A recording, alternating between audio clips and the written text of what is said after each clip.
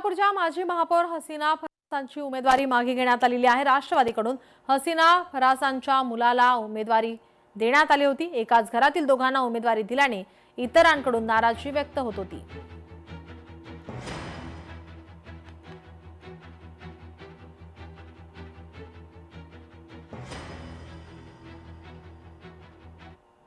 विधानसभा अध्यक्ष राहुल नार्वेकर यांच्यावर आचारसंहिता भंगाचा गुन्हा दाखल करा, काँग्रेस प्रदेशाध्यक्ष हर्षवर्धन सपकाळ यांनी मागणी केलेली आहे। राज्य निवडणूक आयुक्त दिनेश वाघमेरे यांना सपकाळ यांचं पत्र।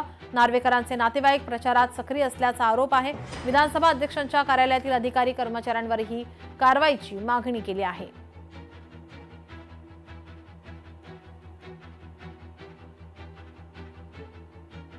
मुंबईमध्ये शिवसेनेच्या कार्यकर्त्यांना मारहाण झाल्याचा आरोप आहे। राष्ट्रवादीच्या मनीषा तुपेंनी आरोप धुडकावला आहे। शिवसेनेचे कार्यकर्ते आचारसंहितेतही प्रचार करत होते। शिवसेना कार्यकर्त्यांकडून आचारसंहितेचं उल्लंघन केल्याचं मनीषा तुपे यांनी म्हटलंय। शिंदे सेनेच्या कार्यकर्त्यांना मारहाण झाल्याचा आरोप राष्ट्रवादी अजित पवार गटाच्या मनीषा तुपे यांनी हा आरोप धुडकावलाय। शिंदेच्या शिवसेनेचे कार्यकर्ते हे आचारसंहिता लागू असताना देखील परिसरात फिरून प्रचार करत होते। हा खरतर आचारसंहितेचं उल्लंघन आहे असा दावा त्यांच्याकडून करण्यात आलाय।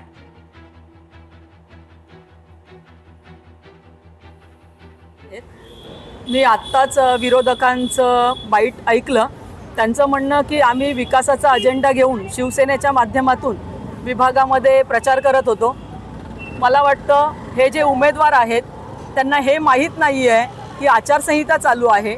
आज आचारसंहितेचा शेवटचा दिवस आहे। रात्री 12 वाजेपर्यंत आचारसंहिता असताना यांचे कार्यकर्ते विभागामध्ये प्रचार करतायत, रजिस्टरमध्ये लोकांची नावं नोंदवतायत, त्यांचे नाव, पत्ते, मोबाईल नंबर घेत आहेत।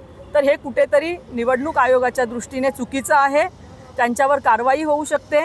आचारसंहितेच्या काळामध्ये आपल्या पक्षाचा प्रचार करणं, आपल्या उमेदवाराचा प्रचार करणं हे निवडणूक आयोगाच्या माध्यमातून त्यांना अपात्र घोषित करू शकते।